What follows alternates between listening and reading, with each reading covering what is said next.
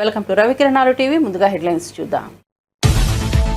విజయవాడలో TDP politburo సమావేశం. CM Chandrababu అధ్యక్షతన భేటీ. దేశంలో ఉన్న ప్రస్తుత పరిస్థితుల దృష్ట్యా మహానాడు నిర్వహణపై చర్చ. 2 రోజులు నిర్వహించాలా లేక 1 రోజు నిర్వహించాలా అనే అంశంపై నిర్ణయం తీసుకునే అవకాశం.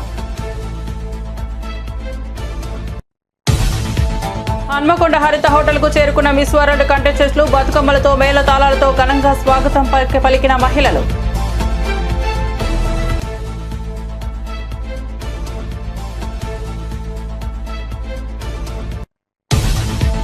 బీజేపీ నేతలకు ఎమ్మెల్సీ అద్దంకి దయాకర్ సవాల్. అబద్దాలు ప్రచారం చేయడంలో బీజేపీ నేతలు దిట్ట అని వెల్లడి. ఎన్వీఎస్ఎస్ ప్రభాకర్ చెప్పినట్లు జూన్ 2 లేదా డిసెంబర్ బీఆర్ఎస్ లో కాంగ్రెస్ విలీనం కాకపోవడం, రాష్ట్రంలో మీ పార్టీని రద్దు చేసుకుంటున్నారా అని సవాల్.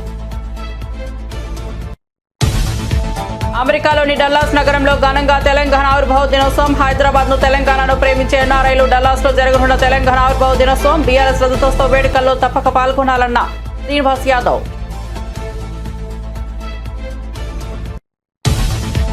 బీజేపీలోకి జకియా ఖానం. కండువా కప్పి బీజేపీలోకి ఆహ్వానించిన దగ్గుపాటి పురంధేశ్వరి. కుల మతాలకు అతీతంగా అన్ని వర్గాల ప్రజలు కలుపుకుని దేశాన్ని అభివృద్ధి చేయడమే బీజేపీ సిద్ధాంతమని ఏపీ బీజేపీ చీఫ్ వెల్లడి.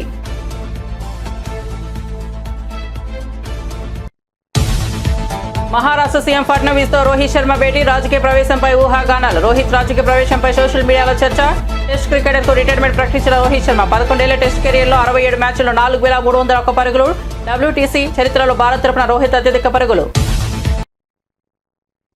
ఇక వార్త వివరాల్లోకి వెళ్తే, విజయవాడలో ముఖ్యమంత్రి చంద్రబాబు నేతృత్వంలో టీడీపీ పొలిట్ బ్యూరో సమావేశం జరిగింది. దేశంలో నెలకొన్న ప్రస్తుత పరిస్థితుల దృష్ట్యా మహానాడు నిర్వహణపై ఈ భేటీలో కీలకంగా చర్చించారు. ఈసారి మహానాడు 2 రోజుల పాటు నిర్వహించాలా, ఒకే ఒక్క రోజు నిర్వహించాలా అనే అంశంపై నేతల మధ్య సుదీర్ఘ చర్చలు జరిగాయి.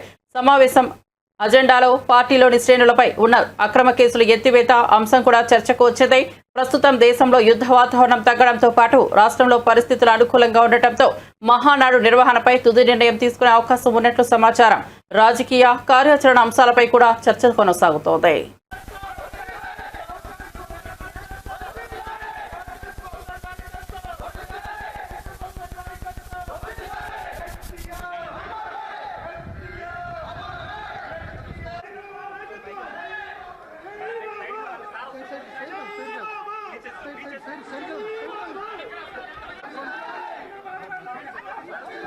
విజయవాడలో జరిగిన టెక్ AI 2.0 కాంక్లేవ్ లో ముఖ్యమంత్రి చంద్రబాబు నాయుడు పాల్గొన్నారు. ఈ సందర్భంగా ఆయన pathway to prosperity, next gen animal husbandry visionary పుస్తకాలను ఆవిష్కరించారు. ఆధునిక సాంకేతికత AI ద్వారా పశు సంవర్ధనలో సమగ్ర అభివృద్ధి సాధ్యమని వ్యాఖ్యానించారు.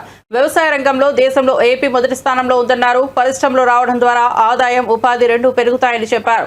అంతర్జాతీయ స్థాయిలో తెలుగు వాళ్ళ ప్రతిభ గురించి గుర్తు చేశారు. ప్రభుత్వ, ప్రైవేట్ భాగస్వామ్యంతో మార్పులు సాధ్యమయ్యాయని వివరించారు. తాను నిత్య విద్యార్థినని, నిరంతరం నేర్చుకుంటూ ముందుకెళ్తానని తెలిపారు.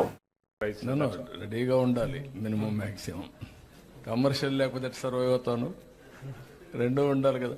ఇప్పుడు గవర్నమెంట్ చూడ డైరెక్టర్ గారు, ఇప్పుడు ఏదైనా ఇండియాలో ఎక్కడ సక్సెస్ అయింది వీళ్ళది ఒకటి ఉంది, ఇంకా కొన్ని ఉన్నాయి. ఏది సక్సెస్ అయింది, ఎంతవరకు మీ నోటీస్కి వచ్చాయి?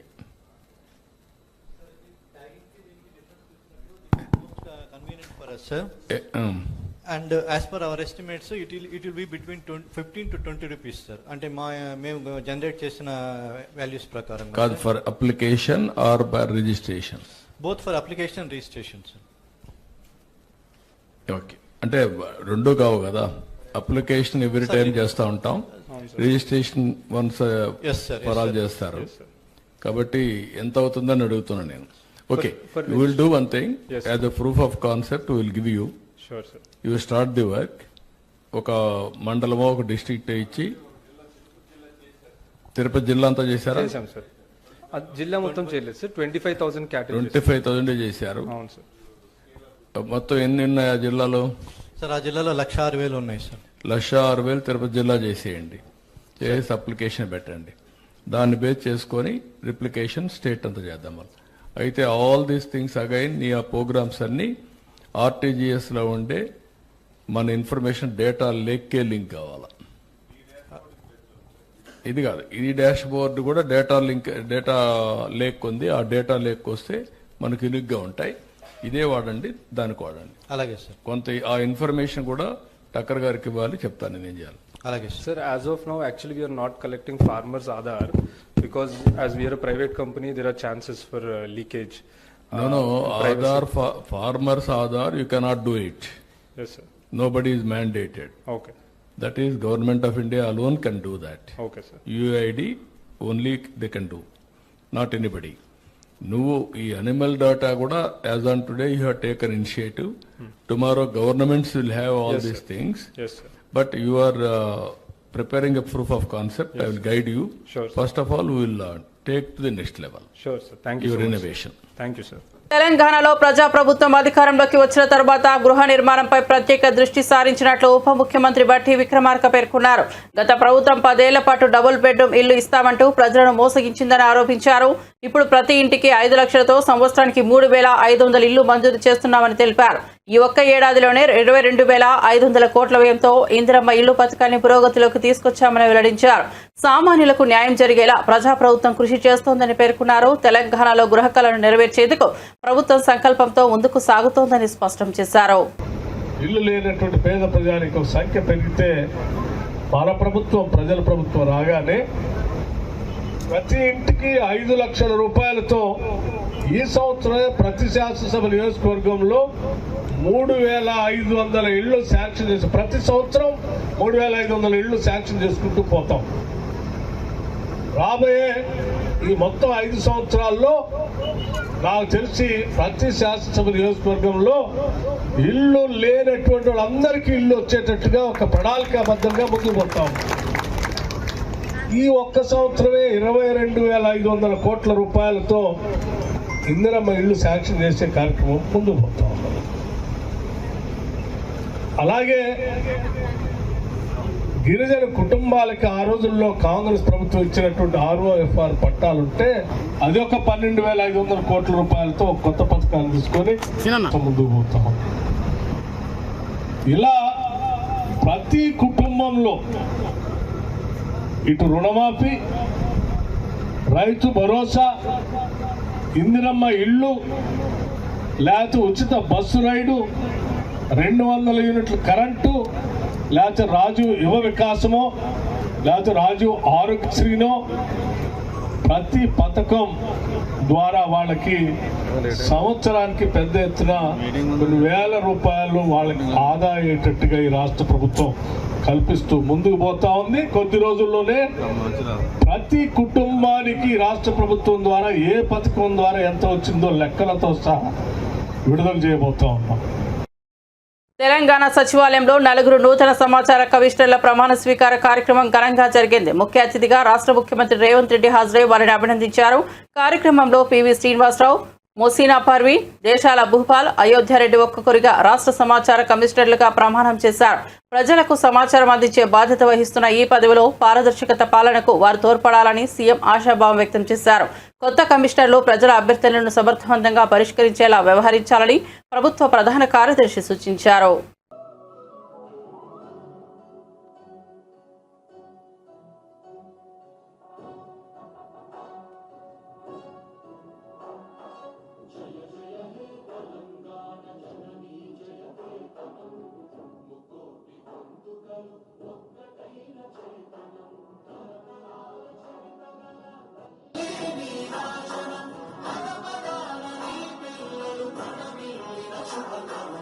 జై తెలంగాణ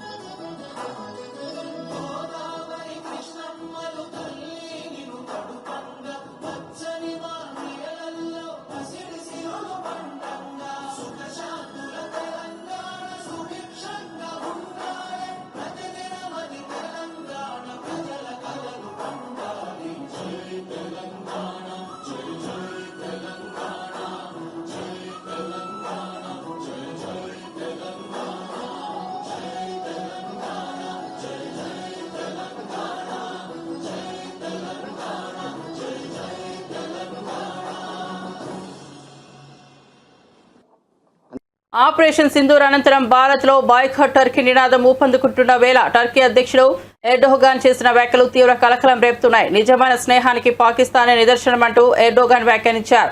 భవిష్యత్తులో పాక్కు తాము అండగా నిలుస్తామని కూడా భరోసా ఇచ్చినట్లు సమాచారం. ఈ వ్యాఖ్యలపై భారతీయులు తీవ్రంగా స్పందిస్తున్నారు. ఇప్పటికే టర్కీ ఉత్పత్తులపై దేశవ్యాప్తంగా వ్యతిరేకత వ్యక్తమవుతున్న వేళ ఎర్డోగాన్ ప్రకటనతో బహుళంగా విమర్శలు వెల్లువెత్తుతున్నాయి. టర్కీ అధ్యక్షుడు వ్యాఖ్యలు ద్వైపాక్షిక సంబంధాలపై ప్రభావం చూపే అవకాశం ఉండటంతో భారత్ పర్యవేక్షణ కొనసాగుతోంది. కులమతాలకు అతీతంగా అన్ని వర్గాల ప్రజలను కలుపుకొని దేశాన్ని అభివృద్ధి చేయడమే బీజేపీ సిద్ధాంతమని ఏపీ బీజేపీ అధ్యక్షురాలు ఎంపీ దగ్గుపాటి పురంధేశ్వరి పేర్కొన్నారు. ఈ సందర్భంగా జకియా ఖానంను పార్టీ కండువా కప్పి బీజేపీలోకి ఆహ్వానించారు. రాష్ట్రంలో బీజేపీ బలపడేందుకు అన్ని వర్గాల మహిళలు ముందుకు రావడం సంతోషకరమని పురంధేశ్వరి తెలిపారు.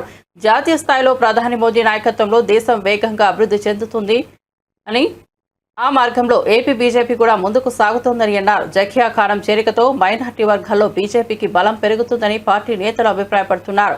సమావేశంలో పార్టీ కీలక నాయకులు హాజరై ఆమెకు అభినందనలు తెలిపారు. జూన్ 1న అమెరికాలోని డల్లాస్ నగరంలో తెలంగాణ ఆవిర్భావ దినోత్సవం సందర్భంగా బీఆర్ఎస్ రథోత్సవ వేడుకలు ఘనంగా జరగనున్నాయి.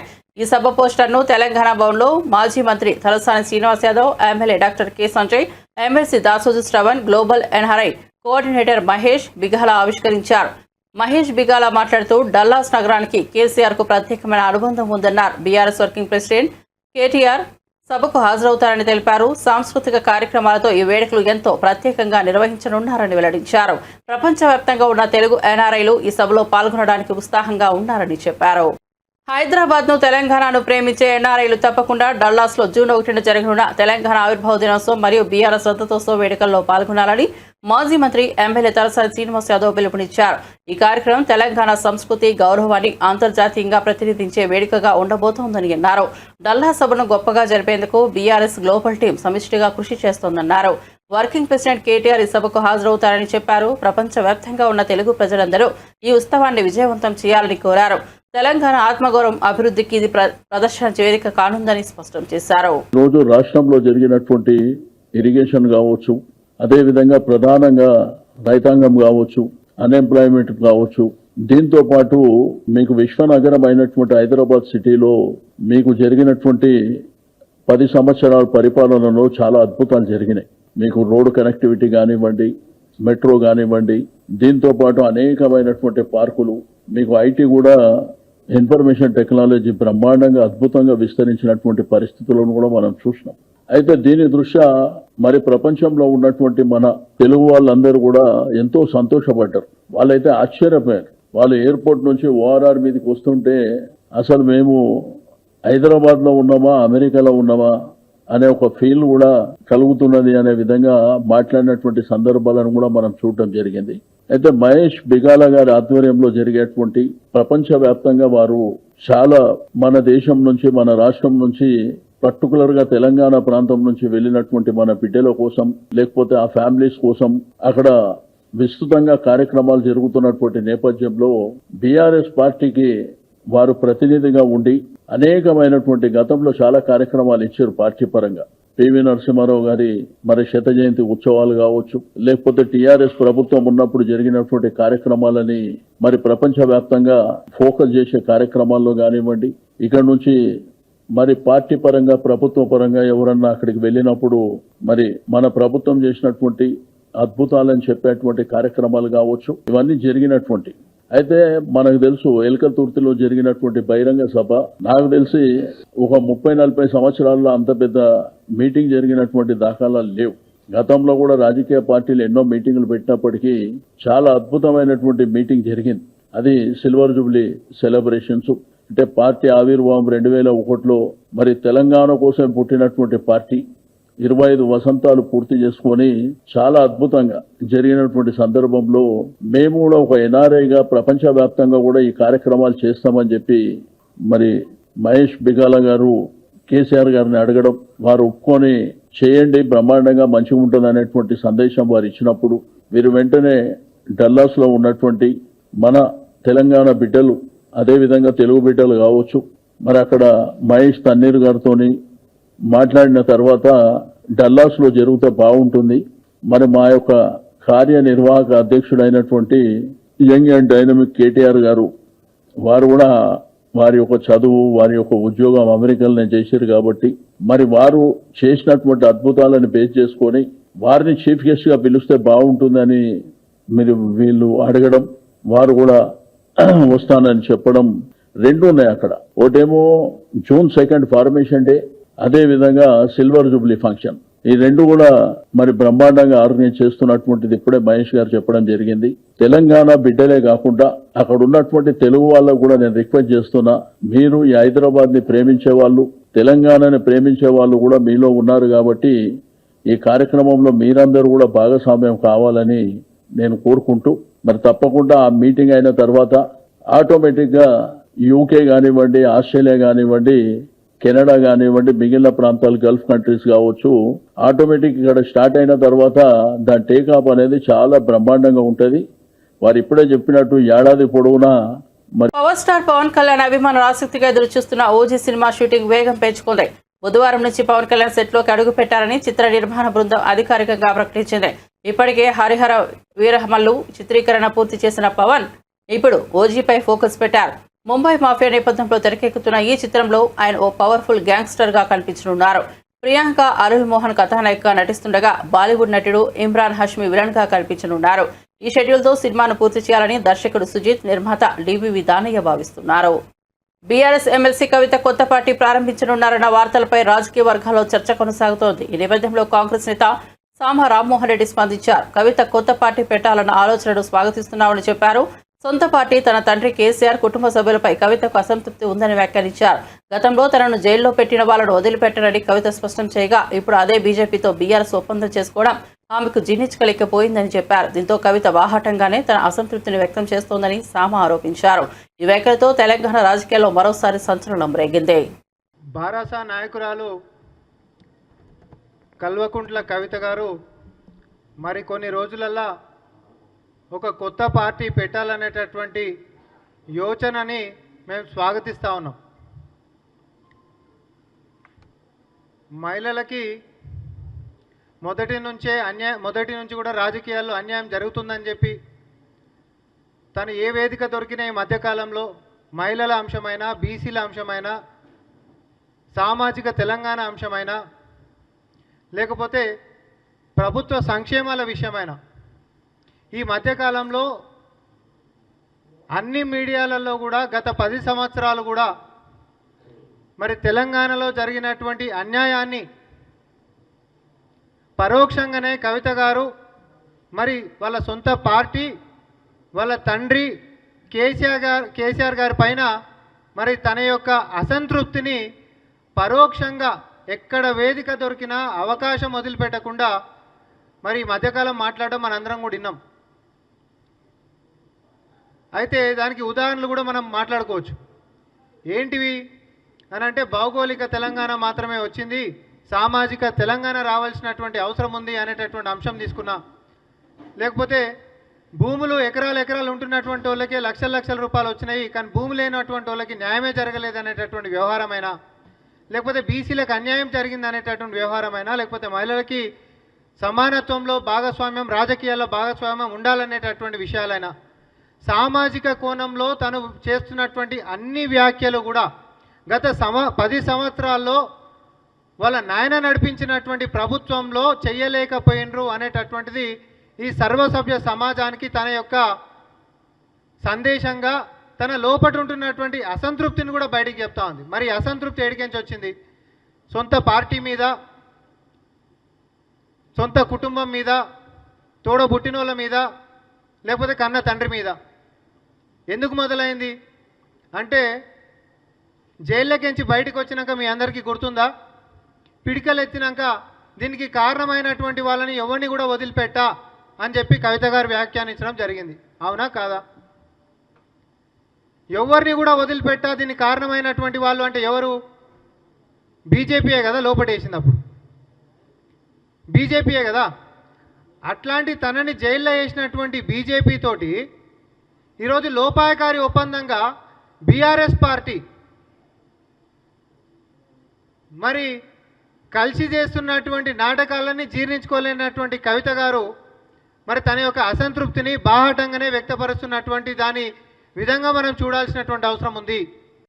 అమెరికా ఒక మార్కెటింగ్ కంపెనీలా వ్యవహరిస్తోందని యుద్ధాన్ని ఆపమని ట్రంప్ చెబితే అది జరగదని బీజేపీ నేత సోము వీర్రాజు వ్యాఖ్యానించారు. దేశ భద్రతకు సంబంధించి సరైన సమయంలో సరైన నిర్ణయం తీసుకుని పాకిస్తాన్కు భారత్ బుద్ధి చెప్పిందని అన్నారు. భారత్ తల వంచదని, దేశ గౌరవాన్ని కాపాడేలా కేంద్రం కఠిన నిర్ణయాలు తీసుకుంటోందని పేర్కొన్నారు. అమెరికా సూచనలకే లోబడి భారత్ నిర్ణయాలు తీసుకుందని అనడం అవాస్తవమని, ప్రధాని మోదీ పాలనలో దేశ భద్రత ప్రధాన లక్ష్యమని స్పష్టం చేశారు. నరేంద్ర మోడీ గారు ఏం చెప్పారు? బుద్ధుడి యొక్క జయంతి సందర్భంగా శాంతి శాంతి శాంతి, ఈ శాంతిలోనే విప్లవం ఉంది, ఈ శాంతిలోనే దమ్ము ఉంది, ఈ శాంతిలోనే ధైర్యం ఉంది, ఈ శాంతిలోనే ఆలోచన ఉంది, ఈ శాంతిలోనే కల్పన ఉంది, ఈ శాంతిలోనే ఈ భారతదేశం ముందుకు వెళ్తుంది. యాదృష్టితో మాట్లాడేటువంటి జాతి మనం. వ్యాపారం చేద్దాం వ్యాపారం చేద్దాం వ్యవహారం చేద్దాం అని చెప్పేటువంటి పెద్దలు వేరే వాళ్ళు ఉన్నారు. మన దేశం అలాంటి దేశం కాదు. అలాంటి పార్టీ ఉంది భారతదేశంలో, అదే భారతీయ జనతా పార్టీ. అలాంటి పార్టీ లేకుండా వామనరావు గారు చేరినందుకు మరొకసారి వారి యొక్క సమక్షంగా నేర్చుకున్నది చేయడం మనందరూ కూడా అభినందిస్తున్నాము. రైట్ డెసిషన్, రైట్ టైం అందుకు మరోసారి అభినందిస్తూ, వారు ఏ అంశాలు ప్రస్తావించిన కార్మికుల కోసం తప్పకుండా పార్టీ దాన్ని ముందుకు తీసుకెళ్తుంది. ఆయన మరోసారి చెప్పారు, ఇక్కడ జీవీఎంస్ లో 81లోనే వచ్చింది. జీవీఎంస్ లో దీనికి అనేకమైన కారణాలు ఉన్నాయి. అనేకమైనదానికి మరలా వచ్చింది జ్యోతి, మరలా నేను జీవీఎంసీ అన్నాను. చూద్దాం. వేములవాడ రాజన్న ఆలయ అభివృద్ధిలో భాగంగా విస్తరణ పనులు వేగంగా కొనసాగుతున్నాయని ప్రభుత్వ విప్ ఆది శ్రీనివాస్ తెలిపారు. 76 కోట్లతో ఆలయ అభివృద్ధికి కేటాయింపులు చేసినట్లు చెప్పారు. శృంగేరి పీఠాధిపతుల సలహాలు, సూచనలతోనే అన్ని అనుమతులు తీసుకుని పనులు ప్రారంభించామన్నారు. ప్రతి ఏడాది భక్తుల సంఖ్య పెరుగుతోందని, అందుకే ఆలయ విస్తరణ అవసరమైందన్నారు. బీఆర్ఎస్ బీజేపీకి ఈ అభివృద్ధికి జీర్ణించకపోవడంతో అసత్య ప్రచారాలు చేస్తోందని విమర్శించారు. రాజన్న భక్తులకు అసౌకర్యం కలగకుండా విస్తరణ పనులు జరుగుతాయని, ఎవరూ వీలైనంత వరకు ఇబ్బంది పడేలా చేయమని కోరారు. ఆలయ పరిపాలనతో పారదర్శకతే ప్రాముఖ్యతమన్నారు. సుదీర్ఘ కాలంగా రంగురంగుల బ్రోచర్లలో, రంగురంగుల వీడియోలలోనే అభివృద్ధిని చూపించారు వాళ్ళు. మీకు క్షేత్రస్థాయిలో అభివృద్ధి చూపిస్తామంటే ఎందుకు ఉలికి పడుతున్నారని అడుగుతా ఉన్నాం. రాజన్న ఆలయానికి వచ్చే భక్తులు మేము విజ్ఞప్తి చేస్తున్నాం.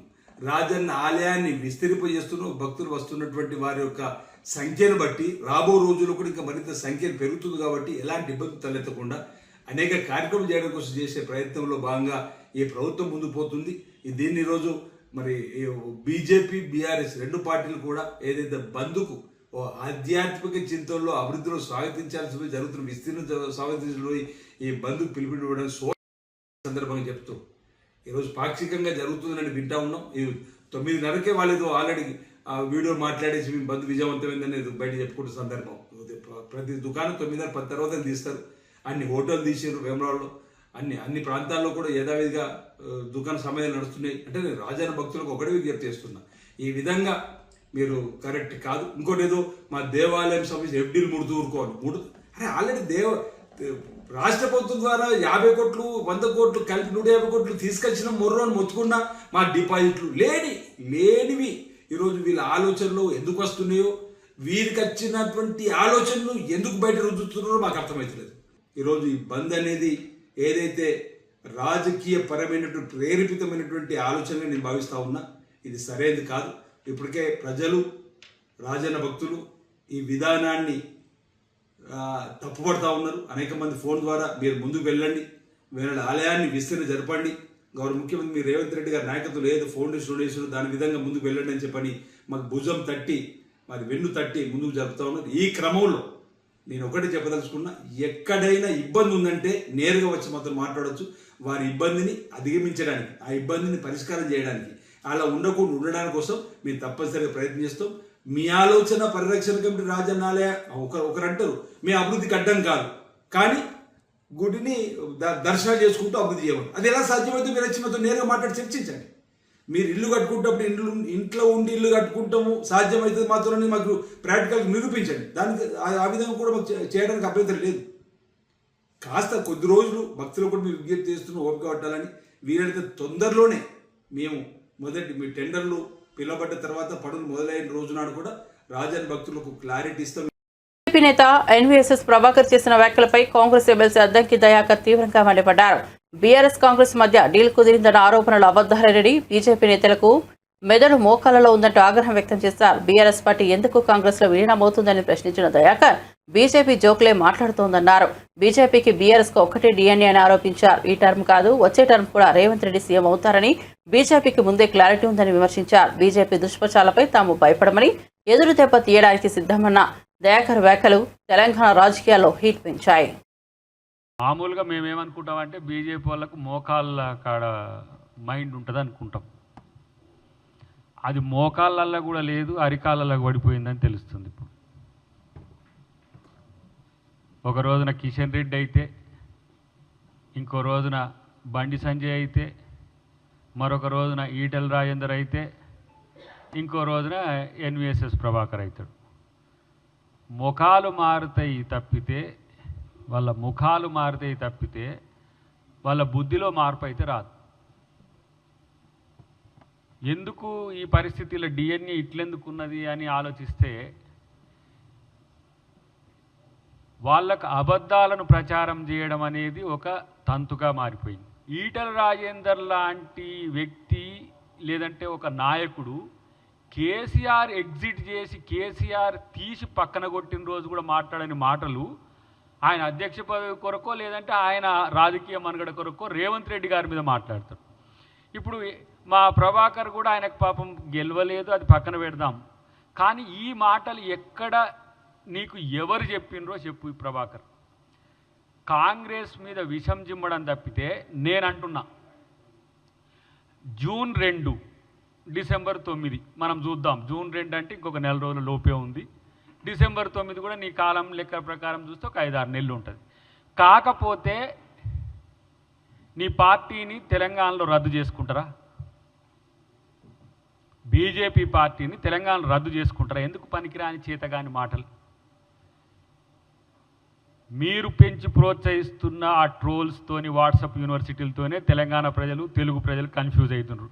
మీ మాటలు విని పక్క రాష్ట్రాల ఉప ముఖ్యమంత్రులు కూడా అబద్ధాలను నిజమని నమ్మే స్థితికి వచ్చిండ్రు.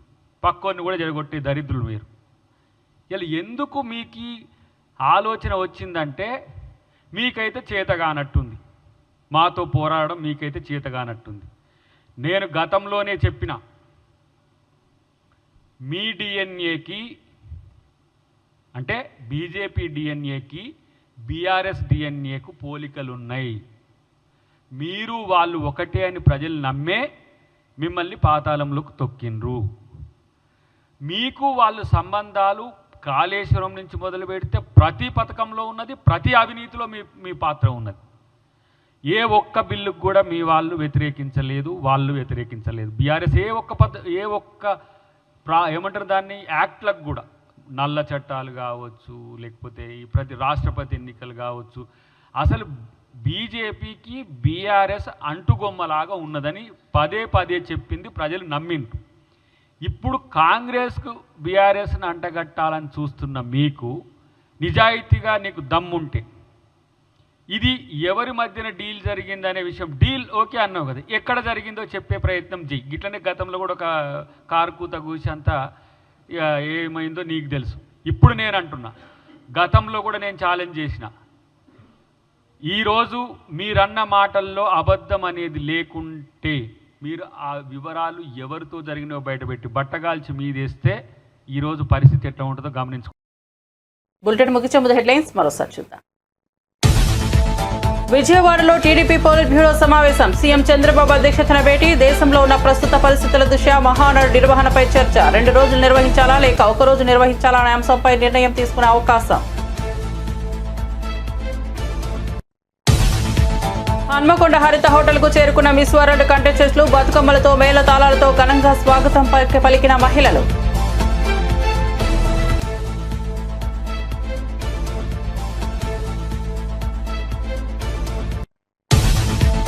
బీజేపీ నేతలకు ఎమ్మెల్సీ అద్దంకి దయాకర్ సవాల్. అబద్ధాలు ప్రచారం చేయడంలో బీజేపీ నేతలు తిట్టా అని వెల్లడి. ఎన్వీఎస్ఎస్ ప్రభాకర్ చెప్పినట్లు జూన్ 2 లేదా డిసెంబర్ బీఆర్ఎస్ లో కాంగ్రెస్ విలీనం కాకపోవడం, రాష్ట్రంలో మీ పార్టీని రద్దు చేసుకుంటున్నారా అని సవాల్. అమెరికాలోని డల్లాస్ నగరంలో ఘనంగా తెలంగాణ ఆవిర్భావ దినోత్సవం. హైదరాబాద్ ను తెలంగాణను ప్రేమించే ఎన్ఆర్ఐలు డల్లాస్ లో జరగనున్న తెలంగాణ ఆవిర్భావ దినోత్సవం బీఆర్ఎస్ రజతోత్సవ వేడుకల్లో తప్పక పాల్గొనాలన్న శ్రీనివాస్ యాదవ్.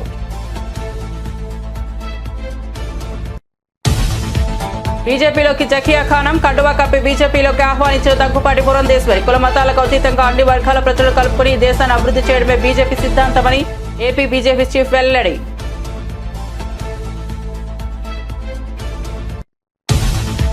మహారాష్ట్ర సీఎం ఫడ్నవీస్ తో రోహిత్ శర్మ భేటీ. రాజకీయ ప్రవేశంపై ఊహాగానాలు. రోహిత్ రాజకీయ ప్రవేశంపై సోషల్ మీడియాలో చర్చ. టెస్ట్ క్రికెటర్ కు రిటైర్మెంట్ ప్రకటించిన రోహిత్ శర్మ 11 ఏళ్ల టెస్ట్ కెరీర్లో 67 మ్యాచ్ల్లో 4,301 పరుగులు. WTC చరిత్రలో భారత్ తరపున రోహిత్ అత్యధిక పరుగులు. మరిన్ని అప్డేట్స్ కోసం చూస్తూనే ఉండండి రవికిరణాలు టీవీ.